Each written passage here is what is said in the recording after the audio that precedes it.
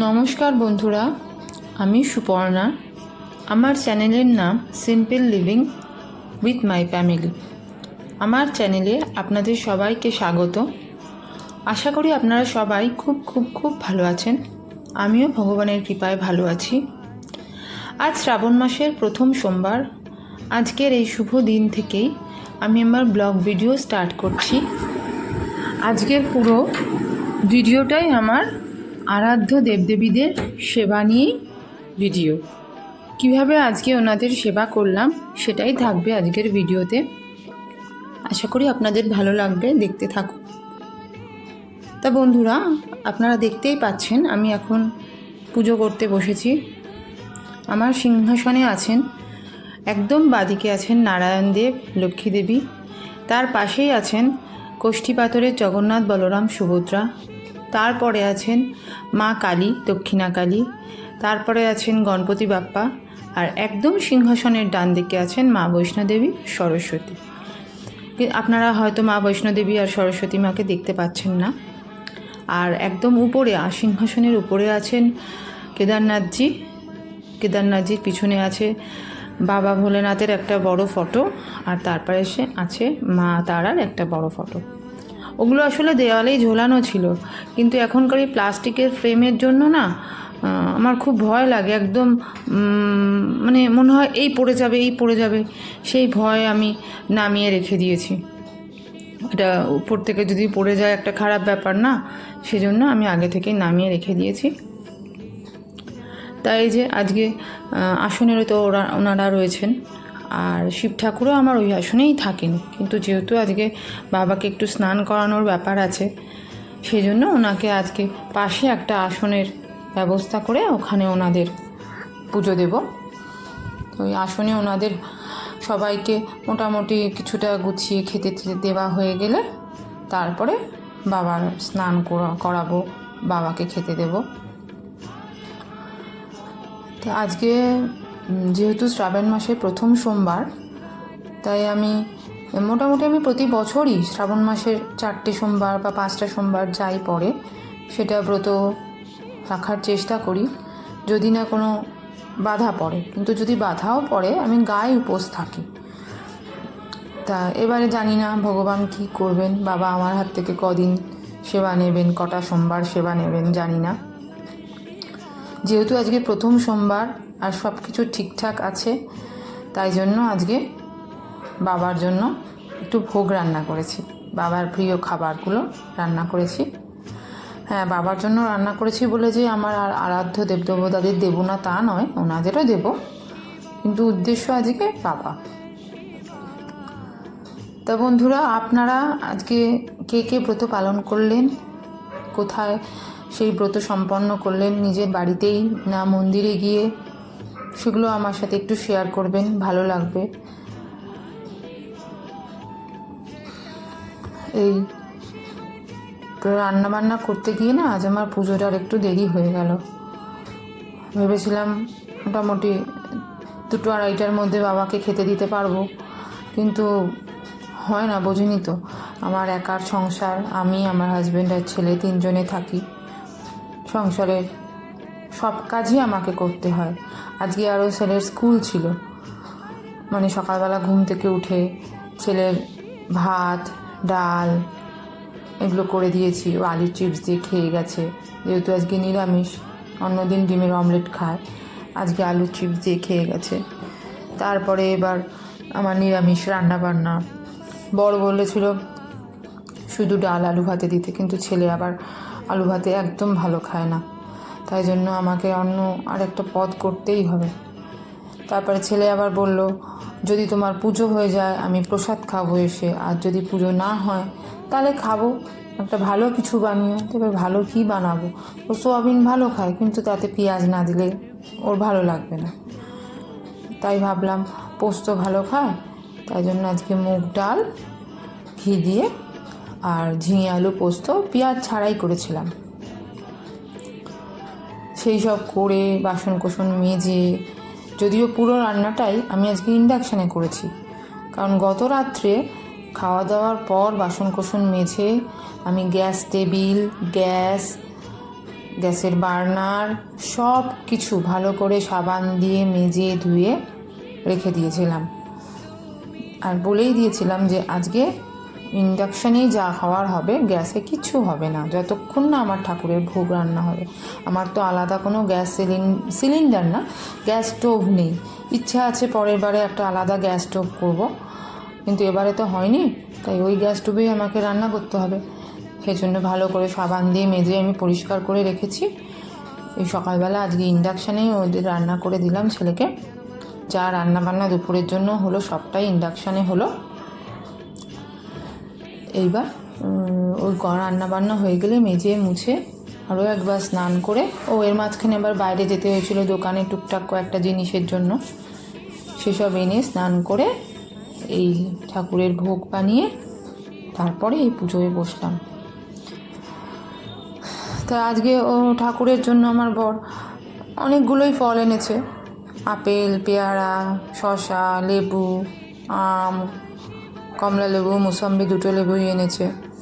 এবার আমার আসন তো দেখছেন কত ছোট, তার থালাগুলোও দেখছেন কত ছোট। এবার সব ফল তো ওখানে দেওয়া যাবে না, আবার গোটা ফলও কিছু বাবাকে দিতে হবে। সেজন্য আমি আপেল আর শসাটাই বেছে নিয়েছি সবার জন্য। এরপরে আবার মিষ্টি দিতে হবে একটা, মানে এতই ছোট থালাগুলো আসনের জন্য, আসনটা ছোট বলে থালাগুলো যথারীতি ছোটোই দিতে হয়েছে। যে সত্যি যেদিনকে একটু ভাবি যে ফল মূল মিষ্টি সব দিয়ে মন ভরে পুজো দেব, সেদিনকে দিতে বসে আমার তখন মুশকিল হয় যে কীভাবে কি দেব। এক এক সময় তো এরকমও হয় যে ফল এত বেশি হয়ে যায় যে ঠাকুরের মিষ্টিগুলো তাদের মানে থালায় আর দিতে পারি না, প্যাকেট ধরে সবার নাম উচ্চারণ করে করে সবাইকে বলে দিই যে তোমরা খেও। এই অবস্থা হয় এত ছোট আসনটা। তো যাই হোক, ওই আপেল আর শসা দিয়েছি বাবা মা সবাইকে, আর একটা করে মিষ্টি। এরপর যে ভোগের রান্নাটা হয়েছে সেটাও ওনাদের দেব, কিন্তু তার আগে ভোলেনাথকে আগে স্নান করিয়ে নিই, কারণ উদ্দেশ্য তো ভোলেনাথই আমার, ওনার জন্যই ভোগটা তৈরি করা। ওনাকে না দিয়ে আমি কাউকে দেওয়াটা, অন্য দেবদেবতাদের দেওয়াটা আমার ঠিক ভালো লাগলো না। একজন হয় না যে ওর উদ্দেশ্য বানিয়েছি, ওকে আগে না দিয়ে অন্য কাউকে দেব, ঠিক সেরকমই আমার ভোলেনাথের উদ্দেশ্যেই আজকে এই ভোগ বানানো। ওনাকে আগে না দিয়ে আমার আর সব দেবদেবতাদের দিতে ইচ্ছা হলো না। দেব আগে ভোলেনাথকে দিয়ে তারপরে ওনাদের অবশ্যই তো দেবই, আমি সেটা মানে তৈরিও করে রেখেছি। যাই হোক, এবার আমার যথাসাধ্য দিয়ে অন্তরের ভালোবাসা শ্রদ্ধা দিয়ে যতটুকু পেরেছি করেছি। আগামী দিনেও উনি যদি সুস্থ রাখে তো এইভাবেই ওনাদের সেবা করব।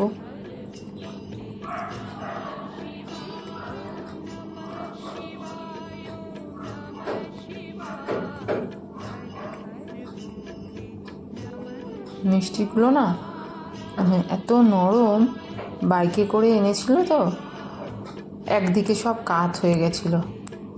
আর ওই যে আমি বলেছি বাবা একটু ক্ষীর টাইপের মিষ্টি খেতে ভালোবাসেন, সেজন্য একটা বেশ কাঁচা গোল্লা টাইপের মিষ্টি আর তার মাঝখানটা সত্যি সত্যি ক্ষীর দেওয়া, এরকম মিষ্টি এনেছে।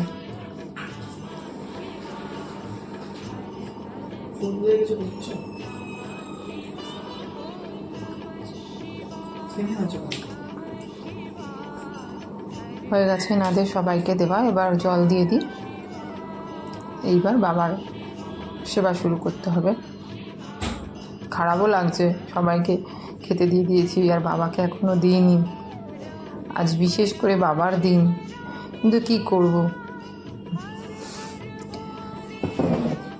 আমার মনে হলো বাবাকে এখন করাতে, মানে স্নান করিয়ে খেতে দিতে দিতে অনেকটা সময় লাগবে, আবার ওনাদের বসিয়ে রাখবো, মানে জানি না আমি ঠিক করেছি কি ভুল করেছি আমার বিচার বুদ্ধি দিয়ে, জানি না। আপনারা বলবেন আমি কি কিছু ভুল করলাম। যদিও আমার একটু সত্যিই আজকে দেরি হয়ে গেল, সেজন্য খারাপও লাগছে। এত দেরিতে সবাই আজকে সেবা পাচ্ছেন। মোটামুটি এখন 5টা বাজতে যায়, 4:30-5টা বাজে। যাই হোক, ক্ষমা করে দিও ঠাকুর, একা হাতে আর এর থেকে তাড়াতাড়ি করতে পারিনি আমি। ও, এর মাঝখানে আবার কি ছিল, এর মাঝখানে আমার ওই ঠাকুরের যে বাসনগুলো তোলা থাকে, এগুলো লাগে না, নিত্য পুজোর জন্য যেগুলো লাগে সেগুলো তো ঠিক আছে, আর যেগুলো তুলে রাখা হয় সেই বাসনগুলো, মানে অনেকগুলোই বাসন, বুঝতেই পারছেন ভোগ রান্না করতে গেলে তো একটু বেশি বাসন লাগে, সেই সব বাসনগুলো মাজতে হয়েছে, সেখানেই আমার 1 ঘন্টা চলে গেছে। এই জন্য আরও একটু দেরি হয়ে গেল। আমার বড় বলছিল, কী গো, ঠাকুরকে কখন খেতে দেবে? আমি বললাম, কী করব বলো, আমাকে তো বাইরেও বেরোতে হলো, সব কাজই করতে হচ্ছে, কি করব। যাই হোক, এবার এই যে বাবাকে স্নান করানোর প্রস্তুতি করছি। এই 2টো গ্লাস নিয়েছি, তার একটাতে দুধ দিয়ে দিচ্ছি, আর একটাতে দই দেব। ওই পঞ্চামৃত দিয়ে বাবাকে স্নান করাতে হবে, তো সেই পঞ্চামৃতের মধ্যে প্রধান হচ্ছে দুধ, দই, ঘি, মধু আর চিনি। এই 3টে দিয়ে স্নান করালেই বাবার আর কিছু চাই না। এমনিতেও বাবা ভোলানাথ শুধু গঙ্গা জল আর একটা বেলপাতাতেই তুষ্ট, আর একটু নকুলদানা বা বাতাসা, সাদা বাতাসা। উনি তো সবার আগে ওনার হচ্ছে মনের ভক্তি, যে ভক্তি দিয়ে ওনার সেবা করে, সে যাই দিয়েই সেবা করুক না কেন, বাবার আশীর্বাদ সে পাবেই। তাই যে আমার পুষ্পপাত্রের মধ্যে আমার কাছে একটু হলুদ চন্দন ছিল, জানি না এটা হলুদ চন্দন নাকি, কিন্তু গন্ধটা খুব সুন্দর বেরোচ্ছিল। আমার ছেলে বলল, মা কি সুন্দর গন্ধ বেরোচ্ছে, লেখা আছে অশ্বগন্ধা চন্দন। যাই হোক, সেইটা দিয়ে একটা অঙ্কন করে নিয়েছি। এবার তার উপর একটা বেলপাতা বসিয়ে দিয়ে বাবা ভোলেনাথের লিঙ্গ তার উপর স্থাপন করে, এইবার একে একে ওই যে থালাতে সাজানো রয়েছে দুধ, ঘি, দই, মধু, চিনি, প্রথমে বাবার মাথায় ঘি দিয়ে বাবাকে লেপন করব। বেশ ভালো লাগছিল যখন এভাবে বাবাকে সুন্দর করে স্নান করাচ্ছিলাম না, সত্যিই খুব ভালো লাগছিল। মন্দিরে দেখি না ভিডিওতে সব পুরোহিতরা বাবাকে কি সুন্দর, মানে 1জন 2জন একসাথে বাবাকে ভালো করে ঘি মর্দন করে স্নান করায়, মধু দিয়ে, আরও কত কি ভস্য, অনেক কিছু দিয়ে স্নান করায়। তা আমি তো আর সব উপকরণ জোগাড় করতে পারিনি, যে 5টা পেরেছি সেই 5টা দিয়েই বাবাকে স্নান করাবো। এই ঘি লেপন করা হয়ে গেছে, এবার মধু দেব।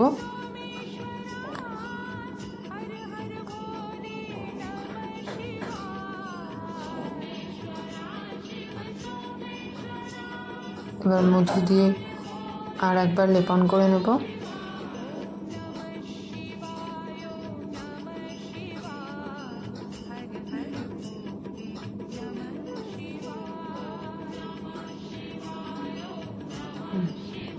এবার বাবাকে একটু চিনি দিয়ে দিলাম। চিনি বলে মানে মিষ্টত্বের প্রতীক, যা কিছু হবে সব শুভ, সেই জন্য চিনি দিতে হয় নাকি। এরপর বাবাকে দুধ দিয়ে স্নান করালাম প্রথমে। অবশ্যই স্নান করানোর সময় ওম নমঃ শিবায় মন্ত্রটা বলতে হবে। তারপর দই দিলাম বাবাকে স্নান করানোর জন্য। বাবার মাথায় দই ঢালতে ঢালতে ওম নমঃ শিবায় মন্ত্রটা আমি উচ্চারণ করেছিলাম। বাবার তো এই একটি মন্ত্র, পুরো কার্যকলাপের মধ্যেই আমার মুখে সারাক্ষণই ওম নমঃ শিবায় চলছিল। এরপর বাবাকে একটু গঙ্গা জল দিয়ে দিলাম পরিষ্কার করানোর জন্য। আর ওদিকে বাবার ত্রিশূল আর বাসুকীনাথ, ওনাদেরও তো একটু স্নান করানো উচিত, তাই জন্য ওনাদেরও একটু ঘি, একটু মধু স্পর্শ করিয়ে, চিনি স্পর্শ করে, তারপরে দুধ ঘি দিয়ে দুধ দই দিয়ে ওনাদেরও একটু স্নান করিয়ে দেব। কারণ ওনারাও বাবার অঙ্গই বলা যায়, অঙ্গ বা অংশ যাই বলুন না কেন, ওনাদের ছাড়া বাবা সম্পূর্ণ নন। হ্যাঁ, এখানে আমার একটা জিনিস আরও রাখা উচিত ছিল, সেটা হচ্ছে নন্দী। কিন্তু আমার আসনটা না সত্যি এতই ছোট না, যে আমি এইটুকু যে কিভাবে পুজো দিই সেটা আমিই জানি। নন্দীকে রাখলেও ভালো হতো, নন্দী ছাড়াও বাবা অসম্পূর্ণ। কিন্তু আমার সেই নন্দী রাখার জন্য যে আরও একটু বড় সাইজের আমি পাথরের বাটি রাখবো ওখানে, সেটা হচ্ছে না।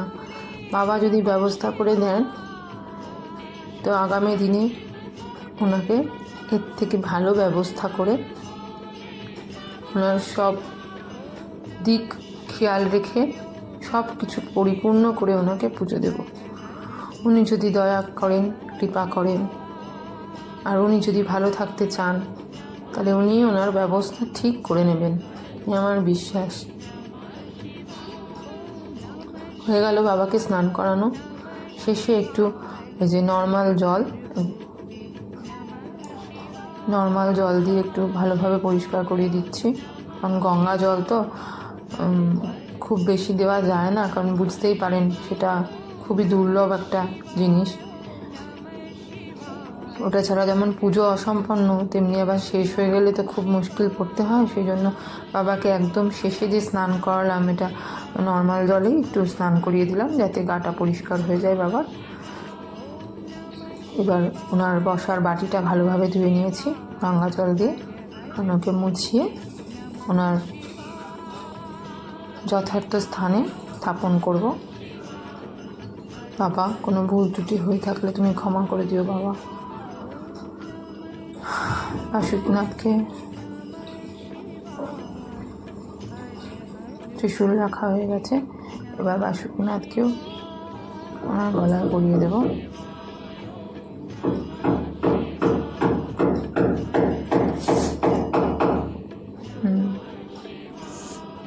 এবার বাবা মহাদেবের মূর্তি একসাথে আসলে ধরবে না বলে আমি একসাথে করিনি, কারণ বাবা মূর্তিটা দেখছেনই তো কতটা জায়গা জুড়ে বসেছেন, ওখানে আমার বাটিটা ধরতো না।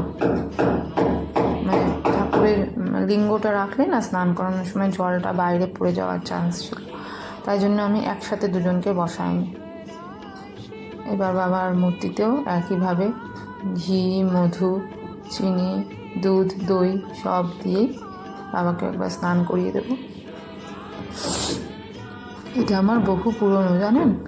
যখন প্রথম বিয়ে হয়ে আমি শ্বশুরবাড়িতে এসেছি, তখন আমি এই মূর্তিটা একটা রথের দিনে স্থাপন করেছিলাম। মানে আজ থেকে প্রায় 18 বছর আগে এই মূর্তিটা আমি স্থাপন করেছিলাম। একই রকম রয়েছে, আর কালো হয়নি, যেমন দেখছেন ওরকমই আছে। হ্যাঁ, যেরকম নতুন অবস্থায় থাকে তার থেকে একটু রঙটা চেঞ্জ হয়ে গেছে, কিন্তু কালো হয়নি পুরোপুরি। বাবার মূর্তিকেও স্নান করানো হয়ে গেল। এবার বাবার গাটাও মুছিয়ে দেব, দিয়ে বাবাকেও তার যথার্থ আসনে স্থাপন করব।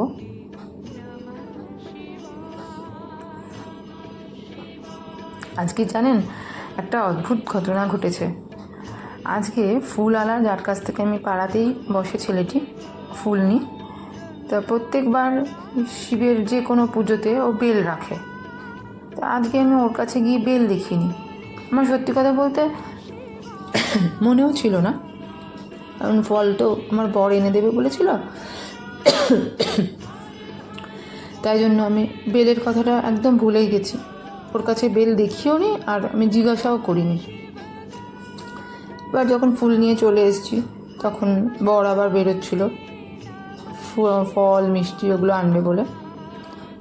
ও গেছে, ওকে বলে দিয়েছি কী কী ফল আনবে।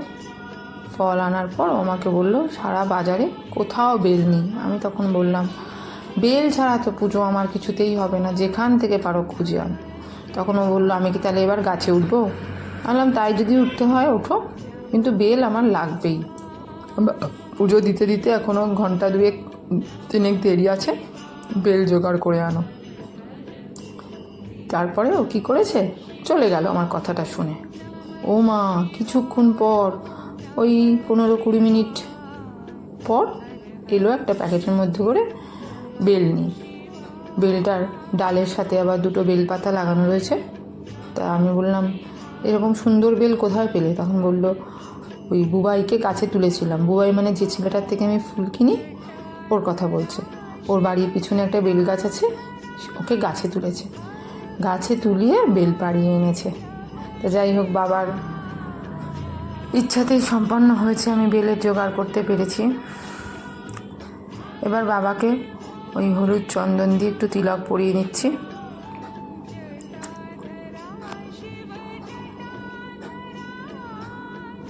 একটা টিকাও লাগিয়ে দেব।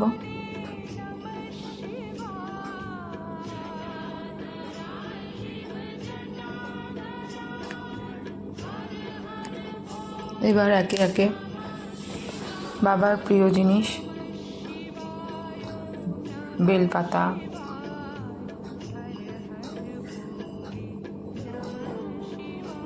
এখন না 3টে বেলপাতা নিখুঁত পাওয়াটা না এত মুশকিল না। আমি দোকানে গিয়ে যখন ছেলেটার কাছে চাই না, মানে ও মনে হয় বিরক্তই হয়। প্রত্যেক দিন দোকানে গিয়ে আমি একটাই কথা বলি, তুই 3টে দে, কিন্তু নিখুঁত দে।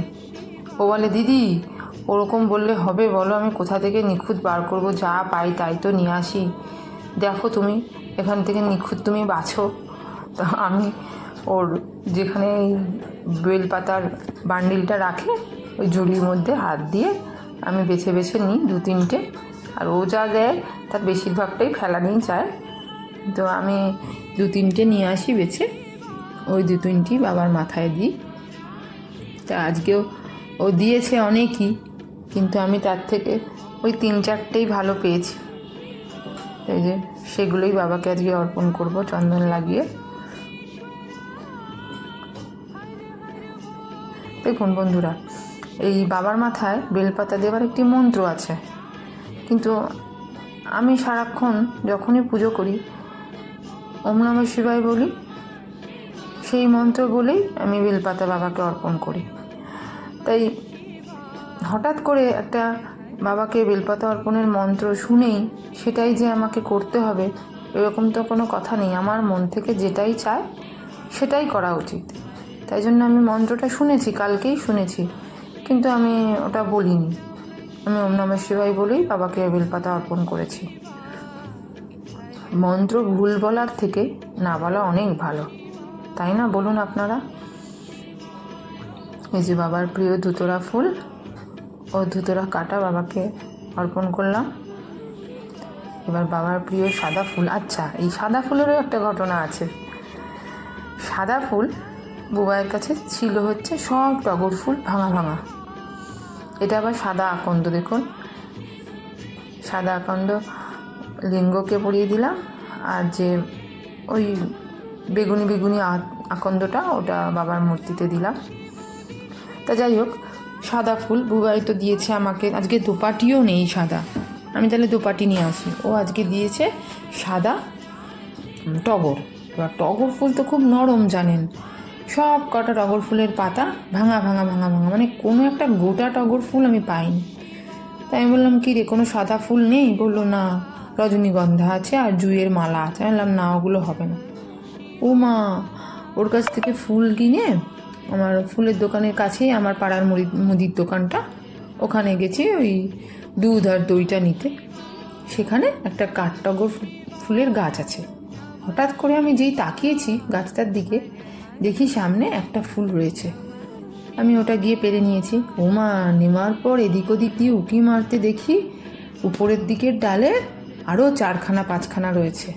আমার মনটা না তখন এতটাই আনন্দে ভরে গেল যে আমি সত্যি বাবাকে মানে একটু সাদা ফুল দেবো বলে খুব ইচ্ছা করছিল, আর সেটাই পেলাম না।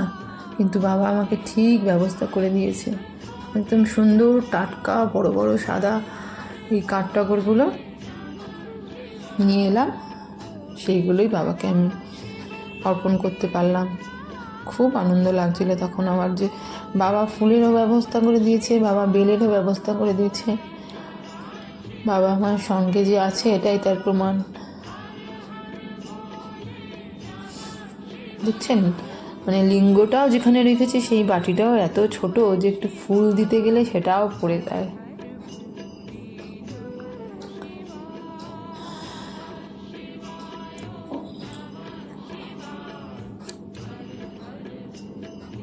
হয়ে গেছে বাবাকে সাজানো।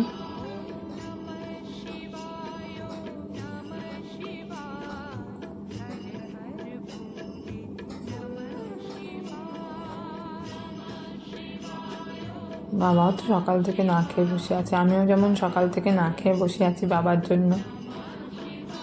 বাবাও তো না খেয়ে আছে, আমার ঘরে বাবা না খেয়ে আছে। আর সত্যি কথা বলতে কি, আমি সুস্থ থাকাকালীন ওনাদের খেতে না দিয়ে কখনো অন্ন গ্রহণ করি না। একদিন এরকমও হয়েছে, কারণ বলছি তার আগে দেখুন বাবাকে কি কি দিলাম আপনারা একবার দেখে নিন। ওই যে সেই বেলটা বলছিলাম না, বেলপাতাওয়ালা, ওই যে বেলপাতাওয়ালা বেলটা, তারপর বাবাকে একটা আপেল দিয়েছি, একটা কমলা লেবু দিয়েছি, একটা শসা দিয়েছি, একটা আম দিয়েছি। আর এই যে দেখুন বাবার জন্য ভোগ বানিয়েছি, লুচি, সুজি, পায়েস আর বাবার প্রিয় ক্ষীরালা মিষ্টি। মিষ্টিটা যদি দোকান থেকে কেনা, বাবার জন্য আমি ভোগ বানিয়েছি 3টি পদ, লুচি, সুজি, পায়েস। পরমান্ন বাবা খুব পছন্দ করেন, মানে পায়েস। আর এই যে নারায়ণদেব, মা লক্ষ্মী, জগন্নাথ, বলরাম, সুভদ্রা, ওনাদের একসাথে আমি থালায় সেবা করেছি, মানে খেতে দিয়েছি। আর একটা আলাদা থালাতে মা কালী, গণপতি বাপ্পা, মা বৈষ্ণোদেবী, মা সরস্বতী, ওনাদের 4জনকে আবার একসাথে দিয়েছি। তাই এই হলো আমার আজকের ওনাদের উদ্দেশ্যে নিবেদন। উনি যা ব্যবস্থা করে দিয়েছেন তাই দিয়ে ওনাদের সেবা করেছে। এবার একটু ধূপকাঠি দিয়ে আরতি করে নিচ্ছি।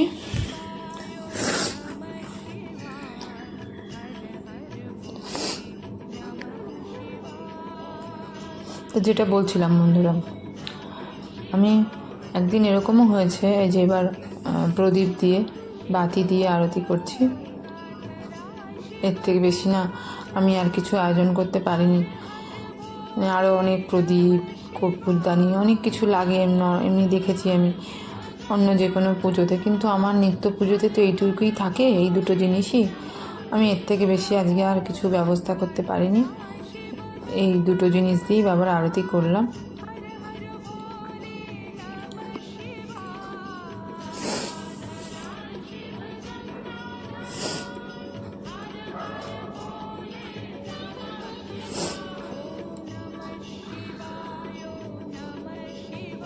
ওই যে দেখুন উপরে বাবা ভোলানাথ, মা তারা আর মা বাবা কেদারনাথ আছে। আর ওই যে দেখছেন মায়ের মাথায় ওই লাল চূর্ণিটা, ওটা হচ্ছে মা বৈষ্ণোদেবী থেকে এনেছিলাম, না সিমলা থেকে মনে হয়, সিমলা থেকে মনে হয় এনেছিলাম, সিমলা কালীবাড়ি থেকে মনে হয় ওই চূর্ণিটা আমাদের দিয়েছিল।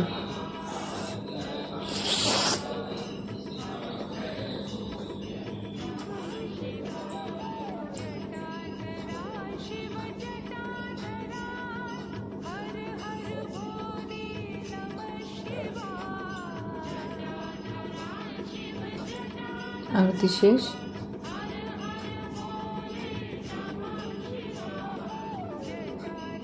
এবার শঙ্খ বাজাবো।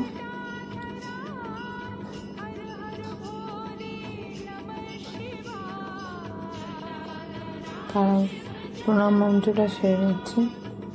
শঙ্খটার সাথেই বাজালে ভালো হয়, কিন্তু আমার ঘরে ওরা অন্য ঘরে ছিল, খেলা দেখছিল, আমি আর ডাকিও নি, তাই জন্য শঙ্খটা ওই সাথে বাজাতে পারিনি, পরে বাজিয়ে দিয়েছিলাম।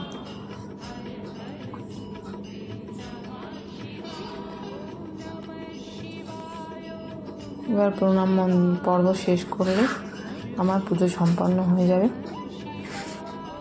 বন্ধুরা, আমার ভিডিও যদি আপনাদের ভালো লেগে থাকে তাহলে অবশ্যই কমেন্টে আমাকে জানাবেন, আর আমার চ্যানেলটাকে সাবস্ক্রাইব করে আমার পাশে থাকবেন, লাইক আর শেয়ার দেবেন।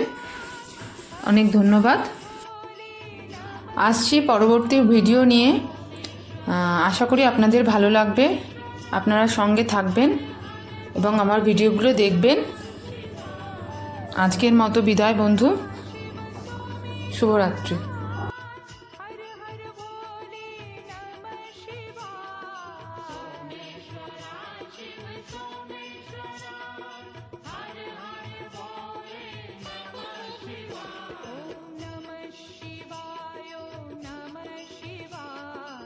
हर हर